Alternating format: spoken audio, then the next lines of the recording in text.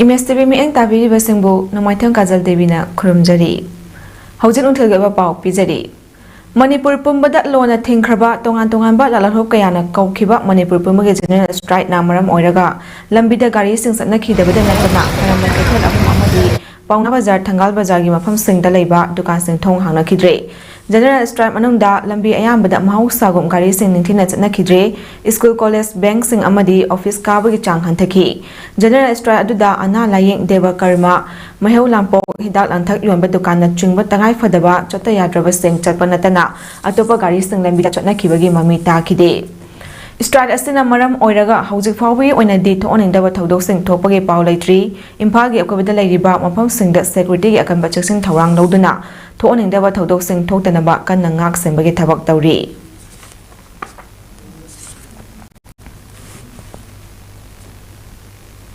Indiana Manipur bu kumjali singama chama panifuma pangi October 15 da nampuda laushin khibagi mata korkom asuk amadi sorepai yauna tongan balalop singna ngasi ahingdagi kaukhiba general strike ki mami kaksing district su chauna takre. General strike asana kaksing district ki manungda leiba kaksing kaithel palel kaithel sugunu kaithel hiangla wabagai lamkhai kaithel kaksing khunau kaithel Waikhong kaithel singmaijing kaithel amadi langmaidong kaithel sing thong nonaki lambida lanai gari khara natana passenger gari sing amata chaina khide mahi loishang bank all pam amadi atei loishang kaya su thong nonaki. General strike manungda pamdaba thodok sing thoktanaba kaksing district police ki maikaidagi mafam kayada personnel sing deploy tawduna ngak shembagi thabak sing lokhatki hauji fawbagi oina district ashida pamdaba thodok amata thokpagi paw leitri.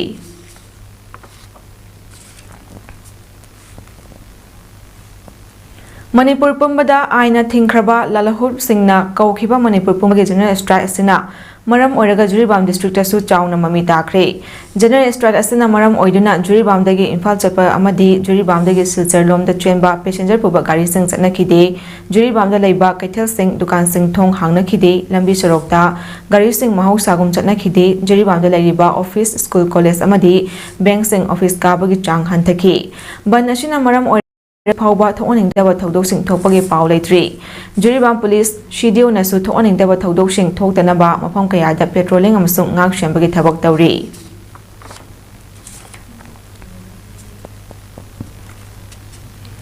Chingmi tami anigi nushi mari utliba mera hau chongbagi thauram handak chahigi oina October 13 ta pangthoklagani thauram asida yellow furup nataba sing saru yahaloi haina mera hau chongba thausilup sana konongi convener mutum manito na phongdokre ngase palace compound da leiba Department of Art and Culture gi office ta pangthokhiba pawi mifam amada wapam asi phongdokladuna manito na hai chahi khudingi pangthotuna lakpa mera hau chongbagi thauram handak chahigi oina lakliba October 13 ta pangthoklagani tharom asida yellow furup nataba furup sing amata saru yahaloi tharom asi mapung oina lamdam asida khundaminari ba chingmi tami anigi marakta achepa nushi mari thamnabagi pandamda pangthokpani hawgalakliba naha singna chingmi tami anigi marakta nushi mari kamdongna thamgani khanghaunaba tharom asibu saru yabiu loinana handak pangthokadawriba mera hau chongbagi tharom asida tongan ba community kulumdoi gi luchingba sing yauna cultural troops Chama kunlomna saru yagani masigi manungda group mapan amana chingi program sing utkani amadi lemhauriba atei group na andro sugunugi wangbrel amadi anal chanugi jagoi yauna leima jagoi pena pung cholomna chingba tongan ba naki oiba jagoi sing utkani hari loina tharom asi ayuki pung nipan taba matamda sana kunungdagi khongsalaba matung kanglada mera wayungba amadi phira chungkatuna Yengkong tamduna chingmi tami anigi marakta pot lanagani madugi matung numit yungba pung baro makai taba matamda maru oiba tharom oiriba mera hau chongbagi thauram Manipur gi chief minister Nongthawan Biren amadi Rajya Sabha gi MP ening thole shima sana zawbana mathang chitna athoiba mithunglen amadi tharom mapu oina saru yaduna pangthoklagani haina su phongdorakhi ongda pangthokani sumba festival sigi manungda Singmi tami pot lanaba singmi gi tongan ba jagoi sei utpa tami singi akhoi leijaba phina singba singmi singda khudol tamba aduga akhoi gi tami singi su leijaba jagoi sei utlaga sumaina akhoi famje pangthokani aduga loina na honorable chief minister amasung lesemba sana jawa ining thona akhoi gi miyamda akhoi paujel jamna maru eba paujel tin hauchong na mai lengna pibi ne na khanjai RG Kar Medical College ki Junior Resident Dr. Amabut tamthina rep taro matung hato pikhiba dugidamak imagi meng makhada nationwide oina ngasi sathariba protest sagol aduna Manipuri oina su RIMS Hospital da RIMS Hospital gi Resident Doctors Association amadi Ima Manipur State Branch na senduna RIMS Hospital gi OPD block mamangda chora henduna protest atakre Chatakiba protest adugi matangda wangang aduna RIMS Resident Doctors Association gi President Dr. Nawatis Nahai Miyamgi yaifenabagi damak thabak tawriba Dr. Singbo safety oina thambagi mahuta makoida onsilaga rep tawwa amadi tamthina ot neiraga hatpasi yamna laibak thibani Dr. Asida satakiba thawang asibu yaningdawa phongdokpa oina ngasi asi nationwide protest athabani protest asi khaktanatana Kolkata RG Kar Medical College ki mahiroi karasu sidriba fawo chara hembagi khongjang sangsinbada Dr. Kaya ICU da laikanaba yauri RIMS ki oina su ngasi ayu pung 3 tagi numidang warang pung 3 fawba chara henduna khongjang asi sangsinbani asigumba laibak thiba thawdo kaya shida ahema miyeng changbiraga Lengakna justice puthokpiu rapist singbu kanduna amadi yokhatuna thambigano phongdokhi Over India, the Indian Medical Association has announced a hunger strike from 6 a.m. to 6 p.m. So we are here to show our support to people. So we request the Bengal government to listen to the demands of the West Bengal Doctors Association and fulfill their demands as soon as possible, so that the lives of the people who are under the hunger strike can be saved and justice will be given for the doctor who was still raped and murdered. Amaromda protest aduda saruk yakiba Ima Manipur State Branch ki President Dr. R.K. Lenin Nahai Junior Resident Dr. Amabut tamthina ot naiduna hakibagi thaudok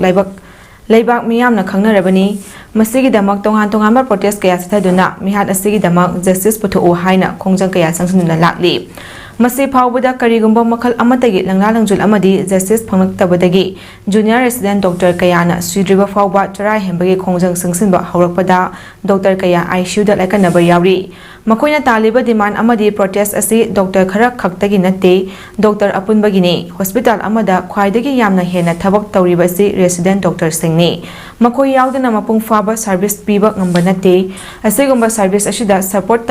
tamthina ot neibabu India pumbada yaningdaba phongdokpa amadi protest satharibashi yamna genuine oiba maramna Manipurgi Dr. Singh nasu support tawbani amadi Dr. Singh na achumba adubo khawrangna ngairi phongdokhi protest aduda stop shielding rapists hence that he should not bleed no safety no duty we stand in solidarity with RG Kar in fight for justice haibana chungba wahising thaba peka kaya susijinaki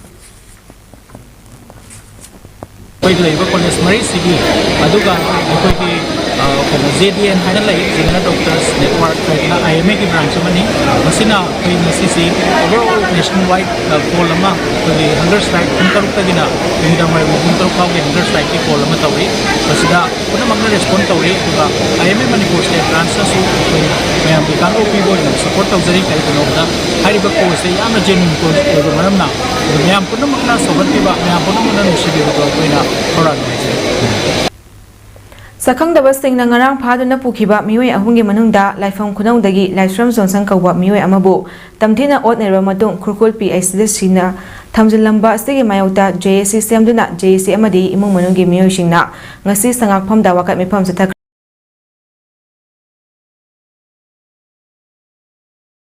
draba asigi chapchaba langla langjin khangdriba fawba asiba hauchang lawaroi haina lauthokre Sangak Pom the Chongsin Kiba, Wakat Mifam Aduda, Nauna Stemlaba, JAC against the brutal killing and torture of Sashi Haiduna, Mayumdagi Koktokraga, Tamtina Ot Nerva Matung, Ashibak Chang Oina Tamjilamba Hibasi, Yamna Laibak Tibani, Lebaki Oriba Luraba Tanja Sida, Ekoi E. Masil on Sinaraga, Asigumba Tawong Satabasi, Apabanate, Mioshing Asina, Aramba Tabok Taromba, Lairabasu, Imung Manung Amadi, Big Liba Machasting Kalaga, Nintina Wari Shanaduna, Wakal Tahanba Amadi, warning forward Taromba Yabadu, Tamtina Ot Nerva Matung, Happy Bahibasi, Mio Bigi Minusi Wang Madani, Life on Kuno Dagi Laisram Johnson, Apopa, Dananjoy Buna, Asiba Chang Oina, Krukul PHC da Tamjilamba, Aduga, Mahaka Chamina Kiba, Mio Anigi Manunda, Ilam Roshan Apopa, Ilam Mangibuna, Tamtina Puraga Tador Patagi, Housing Caesar Hospital ICU da Lakanari, Makoigi ꯃꯈꯣꯏꯒ ꯆꯠꯃꯤꯟꯅꯈꯤꯕ ꯅꯥꯎꯔꯣꯏꯕꯝ ꯕꯥꯔꯨꯟꯕꯨꯅ ꯑꯊꯦꯡꯕꯗ ꯊꯥꯗꯣꯔꯛꯈꯤꯕꯅꯤ ꯑꯁꯤꯒꯨꯝꯕ ꯊꯧꯗꯣꯛ ꯑꯁꯤꯕꯨ ꯌꯥꯅꯤꯡꯗꯕ ꯐꯣꯡꯗꯣꯛꯂꯗꯨꯅ JAC ꯁꯦꯝꯂꯕ ꯃꯇꯨꯡ ꯉꯁꯤ ꯑꯌꯨꯛ ꯄꯨꯡ 7:30ꯗꯒꯤ ꯁꯣꯏꯕꯝ ꯂꯝꯄꯥꯛ ꯀꯝꯃꯨꯅꯤꯇꯤ ꯍꯣꯜꯗ ꯃꯤꯌꯥꯝꯒꯤ ꯑꯣꯏꯕ ꯃꯤꯐꯝ ꯑꯃ ꯄꯥꯡꯊꯣꯛꯇꯨꯅ ꯋꯥꯔꯦꯞ ꯀꯌꯥ ꯂꯧꯈ꯭ꯔꯦ ꯋꯥꯔꯦꯞ ꯑꯗꯨꯗ ꯃꯤꯍꯥꯠ ꯑꯁꯤꯒꯤ ꯑꯆꯨꯝꯕ ꯂꯪꯂꯥ ꯂꯪꯖꯤꯟ ꯄꯨꯊꯣꯛꯅꯕ CMꯗ ꯃꯦꯃꯣꯔꯦꯟꯗꯝ ꯄꯤꯁꯤꯟꯗꯨꯅ ꯇꯛꯁꯤꯟꯅꯕ ꯑꯃꯗꯤ ꯍꯧꯖꯤꯛ ꯁꯣꯛꯇꯨꯅ ꯂꯩꯔꯤꯕ ꯑꯅꯥꯕ ꯑꯁꯤꯒꯤ ꯂꯥꯌꯦꯡꯕꯗ ꯆꯪꯕ ꯁꯦꯟꯐꯝ ꯂꯩꯉꯥꯛꯅ ꯄꯨꯊꯣꯛꯅꯕ ꯇꯛꯁꯤꯟꯕ ꯍꯥꯏꯕ ꯋꯥꯐꯝ ꯑꯁꯤꯗ ꯅꯠꯇꯅ ꯇꯝꯊꯤꯕ ꯃꯤꯍꯥꯠ ꯑꯁꯤꯒꯤ ꯑꯆꯨꯝꯕ ꯂꯪꯂꯥ ꯂꯪꯖꯤꯟ ꯄꯨꯊꯣꯛꯇ꯭ꯔꯤꯕ ꯐꯥꯎꯕ ꯑꯁꯤꯕꯨ ꯍꯛꯆꯥꯡ ꯂꯧꯗꯕ ꯍꯥꯏꯕ ꯌꯥꯎꯔꯤ ꯃꯤꯑꯣꯏ ꯑꯃꯕꯨ ꯇꯝꯊꯤꯅ ꯑꯣꯠ-ꯅꯩꯗꯨꯅ ꯍꯥꯠꯂꯕ ꯃꯇꯨꯡ ꯃꯔꯥꯜ ꯑꯃ ꯄꯤꯁꯤꯟꯕꯒꯤ ꯆꯠꯅꯕꯤ ꯑꯁꯤ ꯇꯧꯕꯤꯒꯅꯨ ꯍꯥꯏꯅ JACꯒꯤ ꯃꯥꯏꯀꯩꯗꯒꯤ ꯃꯔꯤ ꯂꯩꯅꯕꯁꯤꯡꯗ ꯑꯄꯤꯜ ꯇꯧꯔꯛꯂꯤ ꯄꯤꯕꯤꯗꯅ ꯍꯦꯛꯇ ꯍꯥꯠꯇꯣꯛꯄꯤꯔꯛꯄ ꯑꯁꯤ JACꯅ ꯌꯥꯝ ꯀꯟꯗꯦꯝ ꯇꯧꯏ ꯑꯀꯟꯕ ꯃꯑꯣꯡꯗ ꯑꯃꯁꯨꯡ ꯍꯧꯖꯤꯛꯇꯤ ꯁꯤꯔꯕꯅꯤꯅ ꯁꯤꯔꯤꯕ ꯃꯤꯑꯣꯏ ꯑꯁꯤ ꯑꯆꯨꯝ ꯑꯔꯥꯟ ꯐꯖꯅ ꯊꯤꯗꯣꯛꯄꯤꯕ ꯑꯃꯁꯨꯡ ꯃꯥꯒꯤ ꯃꯔꯤ ꯂꯩꯅꯕꯅ ꯃꯇꯤꯛ ꯆꯥꯕ ꯐꯤꯕꯝ ꯊꯣꯛꯄ ꯇꯟꯗꯤ ꯄꯤꯕ ꯒꯃꯦꯟ ꯑꯃ ꯂꯩꯕꯅꯤꯅ ꯑꯩꯈꯣꯏꯒꯤ ꯃꯁꯤꯒꯤ ꯑꯆꯨꯝ ꯑꯔꯥꯟꯒꯤ ꯇꯧꯐꯝ ꯊꯣꯛꯄ ꯃꯥꯒꯤ ꯋꯥꯌꯦꯜ ꯆꯠꯊꯕ ꯕꯤꯆꯥꯔ ꯆꯠꯊꯕꯤꯌꯨ ꯑꯃꯁꯨꯡ ꯃꯁꯤꯒꯤ ꯆꯞ ꯆꯥꯕ ꯂꯪꯂꯥ ꯂꯪꯖꯤꯟ ꯄꯨꯊꯣꯛꯇ꯭ꯔꯤ ꯐꯥꯎꯕꯗꯤ ꯑꯩꯈꯣꯏ ꯑꯁꯤꯕ ꯃꯁꯥ ꯂꯧꯖꯈꯤꯔꯣꯏ ꯍꯥꯏꯅ JACꯒꯤ ꯃꯥꯏꯀꯩꯗꯒꯤ ꯑꯩꯈꯣꯏ ꯊꯝꯖꯔꯤ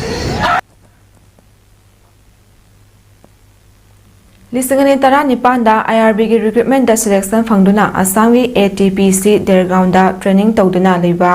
ꯀꯣꯟꯊꯧꯖꯝ SCꯒꯤ ꯃꯅꯨꯡ ꯆꯟꯕ ꯅꯝꯕꯣꯜ ꯃ꯭ꯌꯨꯅꯤꯁꯤꯄꯥꯜ ꯀꯥꯎꯟꯁꯤꯜ ꯋꯥꯔꯗ ꯅꯝꯕꯔ 1 ꯈꯥꯖꯨꯔꯤ ꯃꯅꯤꯡ ꯂꯩꯀꯥꯏꯗꯒꯤ ꯌꯦꯂꯥꯝ ꯁꯨꯕꯥꯁꯆꯟꯗ꯭ꯔ ꯆꯍꯤ 19 ꯑꯄꯣꯛꯄ ꯅꯥꯎꯇꯣꯟꯅ ꯍꯧꯈꯤꯕ ꯇꯥꯡ 3ꯗ ꯆꯤꯡꯅꯅꯤꯡꯉꯥꯏ ꯑꯣꯏꯕ ꯃꯑꯣꯡꯗ ꯐꯃꯨꯡꯗ ꯁꯤꯗꯨꯅ ꯂꯩꯔꯝꯕ ꯃꯤꯁꯤ ꯑꯗꯨꯒꯤ ꯂꯪꯂꯥ ꯂꯪꯖꯤꯟ ꯄꯨꯊꯣꯛꯅꯕ ꯂꯩꯉꯥꯛꯇ ꯃꯦꯃꯣꯔꯦꯟꯗꯝ ꯀꯌꯥ ꯄꯤꯗꯨꯅ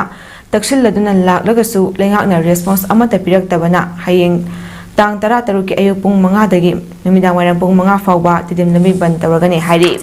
ꯃꯤꯁꯤ ꯑꯗꯨꯒꯤ ꯃꯇꯥꯡꯗ ꯁꯦꯝꯈꯤꯕ JAC against the suspicious death of Yelam Subhaschandra Singhna ꯁꯤꯟꯗꯨꯅ United Protection Committee ꯅꯝꯕꯣꯜꯒꯤ ꯑꯣꯐꯤꯁꯇ ꯉꯁꯤ ꯄꯥꯡꯊꯣꯛꯄ ꯄꯥꯎꯒꯤ ꯃꯤꯐꯝꯗ JACꯒꯤ ꯀꯣ ꯀꯟꯚꯦꯅꯔ ꯅꯥꯎꯔꯦꯝ ꯒꯪꯒꯥꯅ ꯋꯥꯐꯝꯁꯤ ꯐꯣꯡꯗꯣꯛꯈꯤꯕꯅꯤ ꯃꯍꯥꯛꯅ ꯃꯈꯥ ꯇꯥꯈꯤꯕꯗ ꯃꯤꯁꯤ ꯑꯁꯤ ꯃꯅꯤꯄꯨꯔ ꯂꯩꯉꯥꯛꯅ ꯊꯣꯛꯍꯟꯕꯅꯤ ꯍꯥꯏꯅ ꯂꯧꯏ ꯃꯔꯝꯁꯤꯅ ꯍꯧꯈꯤꯕ ꯇꯥꯡ 10ꯗ JACꯅ ꯅꯨꯃꯤꯠ 5ꯅꯤꯒꯤ ꯃꯇꯝ ꯄꯤꯗꯨꯅ ꯂꯩꯉꯥꯛꯇ ꯇꯛꯁꯤꯟꯈꯤꯕ ꯋꯥꯐꯝꯁꯤꯡ ꯊꯕꯛꯇ ꯑꯣꯟꯊꯣꯛꯔꯛꯇꯕꯅ ꯇꯤꯗꯤꯝ ꯂꯝꯕꯤ ꯕꯟ ꯇꯧꯕꯒꯤ ꯈꯣꯡꯊꯥꯡ ꯑꯁꯤ ꯂꯧꯔꯛꯄꯅꯤ ꯃꯁꯤꯗ ꯊꯣꯛꯂꯛꯄ ꯑꯐ ꯐꯠꯇꯒꯤ ꯗꯥꯏꯇ ꯃꯅꯤꯄꯨꯔ ꯂꯩꯉꯥꯛꯅ ꯄꯨꯒꯗꯕꯅꯤ ꯕꯟ ꯑꯁꯤꯗ ꯑꯅꯥ ꯑꯌꯦꯛ ꯏꯃꯔꯖꯦꯟꯁꯤ ꯁꯔꯚꯤꯁ ꯅꯠꯇꯅ ꯑꯇꯩꯗꯤ ꯀꯣꯝꯊꯣꯛꯂꯣꯏ ꯃꯍꯩ ꯂꯣꯏꯁꯪꯁꯤꯡꯁꯨ ꯊꯣꯡ ꯂꯣꯟꯒꯗꯕꯅꯤ ꯍꯥꯏꯔꯤ ꯑꯌꯨꯛꯀꯤ ꯄꯨꯡ 5ꯗꯒꯤꯅ ꯅꯨꯃꯤꯗꯥꯡ ꯋꯥꯏꯔꯝ ꯄꯨꯡ 5 ꯐꯥꯎꯕ ꯑꯩꯈꯣꯏꯅ ꯇꯤꯗꯤꯝ ꯕꯟ ꯇꯧꯕ ꯑꯁꯤꯗ ꯈꯨꯜꯂꯛ ꯂꯩꯔꯣꯟꯅꯔꯕꯗ ꯂꯩꯔꯤꯕ ꯇꯤꯗꯤꯝꯒꯤ ꯑꯀꯣꯏꯕꯗ ꯂꯩꯔꯤꯕ ꯁꯪꯁꯊꯥꯟꯁꯤꯡ ꯑꯣꯔꯒꯅꯥꯏꯖꯔꯁꯤꯡ ꯄꯨꯝꯅꯃꯛꯅ ꯁꯔꯨꯛ ꯌꯥꯕꯤꯌꯨ ꯍꯥꯏꯕ ꯋꯥꯐꯝ ꯑꯁꯤꯕꯨ ꯊꯝꯖꯔꯤ ꯑꯗꯨꯒ ꯑꯩꯈꯣꯏꯅ ꯕꯟ ꯑꯁꯤꯗ ꯈꯔ ꯃꯈꯩꯗꯤ ꯑꯩꯈꯣꯏꯅ ꯀꯣꯝꯊꯣꯛꯄꯒꯤ ꯑꯌꯥꯕ ꯑꯃꯈꯛꯇꯤ ꯄꯤꯖꯒꯅꯤ ꯑꯌꯥꯕ ꯑꯗꯨ ꯅꯨꯃꯤꯠ 5ꯅꯤ ꯆꯠꯊꯒꯗꯕ psychosocial care in disaster management health sector disaster preparedness and response ꯍꯥꯏꯕ ꯍꯤꯔꯝꯗ ꯇ꯭ꯔꯦꯅꯤꯡ ꯋꯥꯔꯛꯁꯣꯞ ꯑꯃ ꯊꯪꯒꯥꯜ ꯕꯖꯥꯔꯗ ꯂꯩꯕ ꯍꯣꯇꯦꯜ ꯌꯥꯏꯐꯕꯗ ꯍꯧꯗꯣꯛꯈ꯭ꯔꯦ central sector scheme EMRDM cell ministry of health and family welfare government of India new ꯗꯦꯜꯂꯤꯅ national mental health programme state health society national health mission Manipur ꯑꯃꯗꯤ director of health services government of ꯃꯅꯤꯄꯨꯔꯒ ꯄꯨꯟꯅ ꯈꯨꯠꯁꯝꯅꯗꯨꯅ training workshop ꯄꯤꯒꯗꯧꯔꯤꯕ department of psychosocial support in disaster management NIMHANS Bengaluru ꯀꯔꯅꯥꯇꯀꯥꯒ ꯂꯣꯏꯅꯅ ꯄꯥꯡꯊꯣꯛꯄ workshop ꯍꯧꯗꯣꯛꯄ ꯊꯧꯔꯝ ꯑꯗꯨꯗ doctor O Sanahanbi Devi director of health services government of Manipur doctor Sanjib Kumar Manikappa associate professor and principal investigator department of psychosocial support in disaster management DPSSGM NIMHANS Bengaluru doctor Chambo Gonmei additional director public health government of Manipur ꯑꯃꯗꯤ doctor A Ranita Devi state nodal officer national mental health programme ꯃꯅꯤꯄꯨꯔꯅ ꯃꯊꯪ ꯆꯦꯠꯅ ꯑꯊꯣꯏꯕ ꯃꯤꯊꯨꯡꯂꯦꯟ ꯑꯈꯟꯅꯕ ꯃꯤꯊꯨꯡꯂꯦꯟ ꯑꯃꯗꯤ ꯊꯧꯔꯝ ꯃꯄꯨ ꯑꯣꯏꯅ ꯁꯔꯨꯛ ꯌꯥꯈꯤ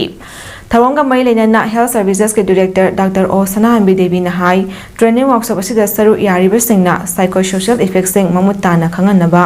ꯍꯣꯠꯅꯗꯨꯅ ꯔꯣꯜ ꯃꯣꯗꯦꯜ ꯑꯃꯒꯨꯝꯅ ꯃꯤꯌꯥꯝꯗ ꯀꯥꯟꯅꯕ ꯐꯪꯍꯟꯅꯕꯒꯤ ꯈꯨꯗꯣꯡꯆꯥꯕ ꯑꯗꯨ ꯂꯧꯍꯟꯅꯕ ꯍꯣꯠꯅꯕꯤꯌꯨ ꯆꯨꯝꯅꯗꯒꯤ ꯇ꯭ꯔꯦꯅꯤꯡ ꯋꯥꯔꯛꯁꯣꯞ ꯑꯁꯤ ꯌꯥꯎꯕ ꯈꯛꯇ ꯑꯣꯏꯕꯤꯒꯅꯨ ꯐꯣꯡꯗꯣꯛꯈꯤ ꯄꯕ꯭ꯂꯤꯛ ꯍꯦꯜꯊꯀꯤ ꯑꯦꯗꯤꯁꯅꯦꯜ ꯗꯤꯔꯦꯛꯇꯔ ꯗꯥꯛꯇꯔ ꯇ꯭ꯔꯥꯝꯕꯣ ꯒꯣꯜꯃꯩꯅ ꯍꯥꯏꯈꯤꯕꯗ ꯉꯁꯤ ministry of health and family ꯋꯦꯜꯐꯦꯌꯔꯒꯤ ꯃꯈꯥꯗ ꯁꯦꯟꯇ꯭ꯔꯦꯜ ꯁꯦꯛꯇꯔ ꯁ꯭ꯀꯤꯝ EMRDM-ꯁꯦꯜꯅ ꯄꯥꯡꯊꯣꯛꯂꯤꯕ ꯋꯥꯛꯁꯣꯞ ꯑꯁꯤ ꯂꯝꯗꯝ ꯑꯁꯤꯗ ꯑꯍꯥꯟꯕꯅꯤ ꯂꯝꯗꯝ ꯑꯁꯤꯗꯁꯨ ꯇꯣꯉꯥꯟ-ꯇꯣꯉꯥꯟꯕ ꯃꯍꯧꯁꯥ ꯑꯃꯗꯤ ꯈꯨꯠꯁꯦꯝꯒꯤ ꯑꯣꯏꯕ ꯗꯤꯖꯥꯁꯇꯔ ꯀꯌꯥ ꯊꯦꯡꯅꯔꯤ ꯑꯁꯤꯒꯨꯝꯕ ꯈꯨꯗꯣꯡꯊꯤꯕ ꯀꯌꯥ ꯂꯥꯛꯄ ꯃꯇꯝꯗ ꯑꯩꯈꯣꯏꯒꯤ ꯄꯨꯛꯅꯤꯡ ꯋꯥꯈꯜꯗ ꯄꯤꯔꯤꯕ ꯆꯩꯊꯦꯡꯁꯤꯡ ꯃꯇꯧ ꯀꯔꯝꯅ ꯊꯦꯡꯅꯒꯗꯒꯦ ꯍꯥꯏꯕꯁꯤꯡ ꯑꯗꯨ ꯇ꯭ꯔꯦꯅꯤꯡ ꯋꯥꯛꯁꯣꯞ ꯑꯁꯤꯅ ꯑꯆꯧꯕ कानब अमा पीरगने फोंदोखी थरम अदुदा तोंगान-तोंगानबा रिसोर्स पर्सन कयाना वा nganki